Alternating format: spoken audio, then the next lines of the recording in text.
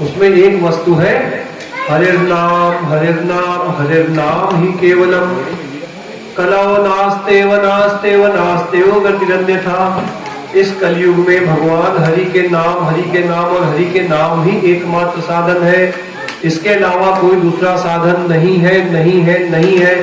3 बार भगवान कह रहे हैं, त्रिवाचा बता रहे हैं, हरिर्नाम हरिर्नाम हरिर्नाम। इससे भी इनका मन नहीं भरा, फिर कह रहे ही केवलम। इसी को सरल करके गोस्वामी तुलसीदास जी कहते हैं, कलयुग केवल नाम धारा, सुमिर सुमिर नर तरही पारा। तो भगवान के पवित्र नाम का जप और कीर्तन करना चाहिए। वह चिंतामणि और विल्वमंगल को बोध हो गया, उन्होंने निश्चय किया, रात भर उन्होंने कीर्तन किया। प्रातः काल चिंतामणि हरिद्वार की यात्रा करी और श्री विल्वमंगल जी ने वृंदावन का मार्ग लिया। प्रश्न हो सकता है कि चिंतामणि हरिद्वार क्यों गई? तो उन्होंने मन में सोचा कि मैंने इस शरीर से वैश्यावृत्ति जैसा जघन्य अपराध किया है, पाप किया है। पहले मैं पतित पावनी मां गंगा की सवन में जाती हूँ, वहां कुछ समय बिता करके अपने मन की मलिनता को नष्ट करती हूँ, अपने पापों का समन करती हूँ। तत्पश्चात कृष्ण प्रेम प्रदानी यमुना महारानी के शरण में मैं जाऊंगी। और विल्वमंगल जी ने श्री वृंदावन की तरफ प्रस्थान किया। वृंदावन का रास्ता बहुत दूर है, तो इनको अभी आज हम लोग यहाँ विराम देते हैं। शेष का चरित्र कल हम लोग श्रवण करेंगे। और मेरा आप सबसे आग्रह है, जहां तक हमारी आवाज जा रही है, आज थोड़ा सा ट्रैफिक होने की वजह से मुझे विलंब हो गया। मैं ठीक 7 बजे आप सबके बीच में उपस्थित हो जाऊंगा। 7 बजे से लेकर के 2 बजे तक हम लोग कथा का श्रवण करेंगे। बड़ा पवित्र 9 बजे तक, हाँ, 7 से 9। हम क्या कह गए थे? 2 बजे। क्षमा कीजिएगा। हम भैया, हो सकता है महादेव की इच्छा हो तो हम क्या कर लेंगे उसमें? हम कुछ कर सकते हैं क्या? तो कल 7 से 9 हम लोग कथा का श्रवण करेंगे। बड़ा विलक्षण चित्र है, आप लोग सुनिएगा। देखिए, पूर्व की कथा में हम लोगों ने शरणागति भक्ति सुनी थी। जो हम लोगों ने नरसिंह मेहता जी का चरित्र सुना था काकोरी में, उसमें शरणागति हम लोगों ने श्रवण की थी। भगवान की शरण लेने से उनका कैसा कैसा हुआ, इस कलयुग में उनको 52 बार भगवान के दर्शन हुए इसी कलिकाल में। इनके चरित्र से हम लोगों को संयम सीखने को मिल रहा है। अगर हम अपने इंद्रियों के वशीभूत हो करके ऐसे ही उन इंद्रियों के विषयों के पीछे भागते रहेंगे, तो हमारा भी विल्वमंगल जी की तरफ पतन होता रहेगा। पुनरपि जन्मम पुनरपि मरणम पुनरपि जननी जठरे शयनम। बार बार जन्म लेना पड़ेगा, बार बार मरना पड़ेगा। और भैया, जन्म लेना मरना जितना दुष्कर है ना, उससे ज्यादा 2 चीजें और है। 4 दोष होते हैं मनुष्य शरीर में। भगवान कहते हैं संसार को कहा गया शाश्वत दुखालय। शाश्वत का मतलब क्या होता है? सदा रहने वाला, सनातन। दुख का मतलब होता है दुख, आलय का मतलब होता है घर। जहां पे सदा सर्वदा दुख ही रहेगा उसको संसार कहते हैं, शाश्वत दुखालय। और दुख कौन कौन से होते हैं? 4 प्रकार के दुख हर मनुष्य के साथ में है भैया। वो कौन से हैं? जन्म, मृत्यु, जरा और व्याधि। जन्म हम सबको पता है, जब जन्म होता है, किसी भी योनि में जन्म हो, इतना सहज नहीं होता है। इस मनुष्य योनि की बात करो तो 9 महीने मां के गर्भ में रहना पड़ता है। सर नीचे, पैर ऊपर। अगर मां गलती से थोड़ा तीखा खा लेती है ना, तो उसकी नाभि से बच्चे की नाभि जुड़ी होती है और वो मिर्चा भगाता है, परपराता है, बच्चा तड़पता है अंदर जो है। 3 माह के बाद बच्चे को पूरा का पूरा होश रहता है। एक एक बात जो माता सुनती है, जो करती है, जो खाती है, जो पीती है, सब बच्चा ग्रहण करता है। इसलिए जब कभी अपने घर में कोई ऐसी मंगल वेला आए कि घर की कोई स्त्री किसी गर्भ को धारण करे, उसके पेट में बच्चा हो, तो उसे क्या करना चाहिए? उसे भागवत कथा का श्रवण करना चाहिए, रामचरितमानस का पाठ करना चाहिए। आपको अब इसका क्या लाभ होगा? अभिमन्यु ने अपनी माता के गर्भ में चक्रव्यूह तोड़ना सुना था। वो अपनी माता के गर्भ में थे, उस गर्भ में सुना था। बच्चों को अच्छे संस्कार मिलेंगे, वह बच्चा भगवत भक्त होगा। स्त्रियों को चाहिए, स्त्री जो है प्रथम गुरु कही गई है, माँ प्रथम गुरु है। माँ का कर्तव्य है, उत्तरदायित्व है कि अपने बच्चों को सही मार्ग दिखाए, सही संस्कार दिलाए। तो हम यह निवेदन कर रहे थे कि आज की कथा का मुख्य प्रसंग यह था कि भैया कुसंग से बचो। एक क्षण का कुसंग कितनी महान विपत्ति का कारण बन सकता है, हम सबने आज की कथा में सुना। इस दोष से बचना चाहिए। हाँ, अपनी विवाहित स्त्री के अलावा सभी स्त्रियों में माता का भाव रखना चाहिए। आज की कथा से हमको यह सीख लेनी चाहिए और समाज में यह सीख लेकर के जाना चाहिए। अपने इष्ट मित्रों को भी इस बात को समझाना चाहिए। व्यभिचार करने से महान दोष होता है। थोड़ी देर के सुख के लिए हम अनंत जन्मों का ऐसा महान दुख अपने मोल ले लेते हैं जिसका कोई निवारण नहीं है। हम सबने सुना ना, सौभरी मुनि की कथा सुनी और इनकी जो है सुनी। ऐसे तमाम सारे उदाहरण शास्त्रों में भरे पड़े हैं। एक पल का कुसंग, एक क्षण का। अच्छा आप बताइए, कहीं किसी की हत्या हो जाए और वहां पे एक पर्स पड़ा है और आप अगर उसको स्वीकार कर लें कि ये पर्स मेरा है, फिर क्या होगा? बताओ भैया, ये पर्स तुम्हारा यहाँ कैसे आया? ये व्यक्ति जो मरा ये कौन था? इसको किसने मारा? तुमने मारा? आपको क्या कहना है? नहीं भैया, हमारा पर्स नहीं है। आप मुक्त हो गए, बच गए सारी चीजों से। कुसंग से बचिए। दोष, कुसंग का दोष इतना बड़ा है कि वह बच्चे से लेकर बूढ़े तक को जो है पतित कर सकता है। एक क्षण का। पिछली कथा में बताया था ना, ब्रह्मा जी की उपासना क्यों नहीं होती है, सुना था ना हम लोगों ने। एक पल का बस देखा और आंखों से देखा और मन में विचार आ गया। ये हमारी जो 6 इंद्रियां हैं, ये विषयों को, अपने अपने विषयों के प्रति आतुर रहती हैं। इन सबकी आंखें कुछ देखती है, तुरंत मन उसका चिंतन करता है। हाथ कुछ स्पर्श करते, तुरंत मन उसका चिंतन करता है।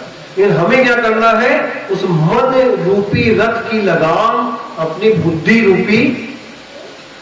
बुद्धि रूपी सारथी को पकड़ा देंगे, भगवान के निमित्त कर देना है, जैसे अर्जुन ने किया। मैं भैया, मुझे तो कुछ नहीं पता, आप देखो। जब कभी ऐसी कोई स्थिति आ जाए, बहुत सारे युवक बैठे हैं यहाँ, युवा बैठे, कभी ऐसा संग दोष आ जाए, हे नाथ मेरी रक्षा करो, ऐसा करके चिल्लाना, प्रार्थना करनी चाहिए। हे नाथ मेरी रक्षा करो, आपकी बनाई गई ये माया बहुत बलवान है, ये मुझे अपनी ओर खींच रही है, आप मेरी रक्षा करो, मुझमें सामर्थ्य नहीं है, मैं नहीं बच सकता। देखिए, हम आप चाह करके भी भगवान को प्राप्त करने में सक्षम नहीं हो सकते हैं। लेकिन अगर भगवान चाह